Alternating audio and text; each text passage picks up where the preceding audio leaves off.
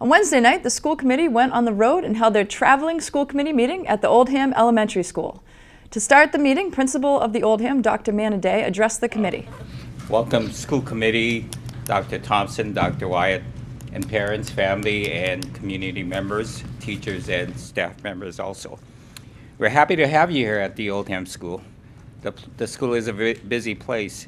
In addition to the core curriculum, we constantly strive to extend student learning and expose our students to many educational opportunities.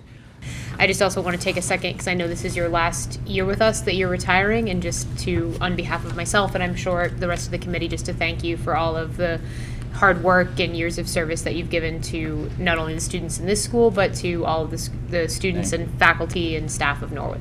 Thank you. They've been a wonderful dozen years, 12 years here at the Oldham School. Thank you. Thank you for your years of service to the town of Norwood and to the Oldham Elementary School. Next in the meeting, Director of Building and Grounds, Paul Riccardi, and Director of IT, Joe Kidd, presented their capital outlay plans to the committee. After their presentations, the discussion moved to the budget. The school department is currently facing a $3 million deficit, which will force a lot of hard decisions in the near future. There were concerned teachers and parents in the audience, and the committee spent most of the meeting discussing possible items that can be cut to lower their current deficit, but no decisions were made.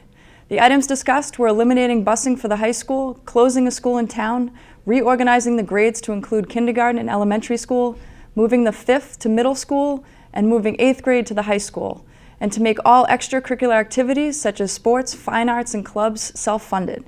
The committee stressed that none of these decisions are easy for any member, but some choices have to be made to level the school's budget.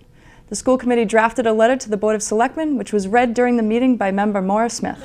Dear members of the Board of Selectmen, select people perhaps, as there is a woman. As members of the school committee, we recognize that each elected board has designated roles and responsibilities.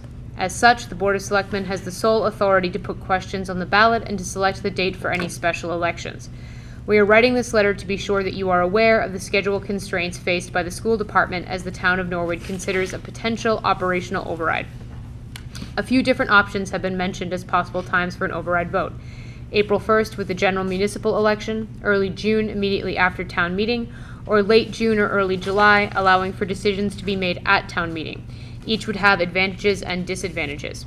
With respect to the schools, we are concerned with staff retention, having adequate time to make budget decisions and explain these to the public who may understandably have many questions, and having sufficient time for the schools and families in town to react to any necessary changes.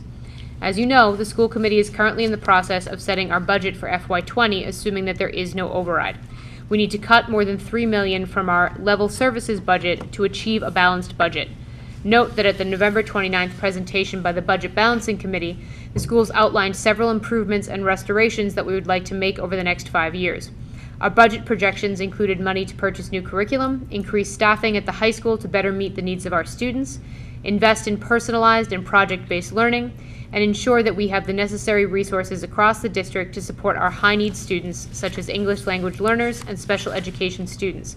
We want to be clear that none of these improvements or restorations are included in our level services budget. So we have already eliminated all of that and still need to reduce our budget by more than $3 million. Although the school committee has not yet voted on specific cuts, it is clear that we will need to consider significant cuts to funding for extracurricular athletics, fine arts, and clubs. We will consider reductions in school buses and increases in student fees. However, even if we completely eliminated extracurricular activities and only provided buses according to state requirements, we would still need to make significant cuts, which will include faculty and staff layoffs. At the high school level, we may eliminate some elective offerings.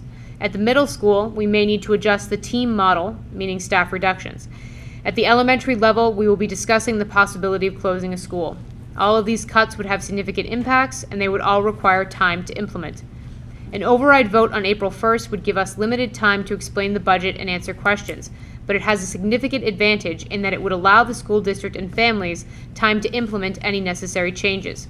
If the vote is delayed to June or later, it is likely that we will lose many teachers even if an override were to pass. As soon as the school committee votes on the budget, some teachers and other staff will know that their continued employment depends on passage of an override. These teachers are likely to start looking for a new job immediately. However, February and March are not busy hiring times for schools. If we were to have a positive vote for an override on April 1st, it is likely that most of the teachers looking for new jobs would not yet have been offered positions and would decide to stay in Norwood.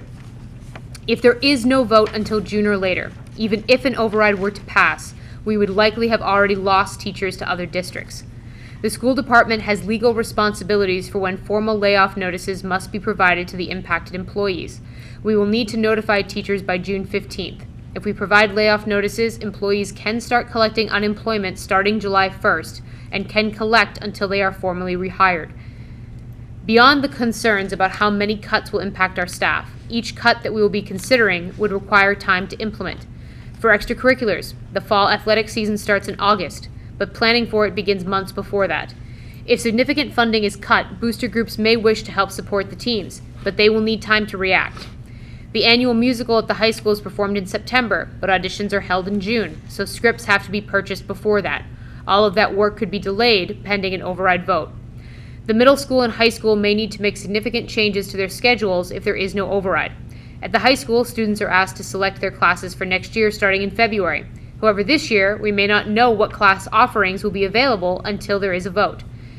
At the elementary level, closing a school and/or redistricting will be under consideration. At most of our elementary schools, students are accustomed to learning who their teacher will be for the following year on the last day of school before summer vacation. This year, students could be faced with not knowing which school they will be attending the following year. If there is a late June or early July vote, the decision would still be up in the air. If an override vote fails and the school committee has opted to close a school or redistrict, it will take quite a bit of time to determine how best to reassign the students. Logistically, if a school must close, this is a significant undertaking. It will take time to pack and move classroom furniture and materials. Our teachers are only contracted to work until the last day of school, currently scheduled for June 19th. If they need to pack up to move, we would either need to start that at a few weeks before the end of school or pay them to come in over the summer. As we stated at the beginning of this letter, we understand that it is up to the Board of Selectmen whether or not to put an override vote on the ballot. We simply ask that you consider our concerns about time constraints as you make your decision. Respectfully, the Norwood School Committee.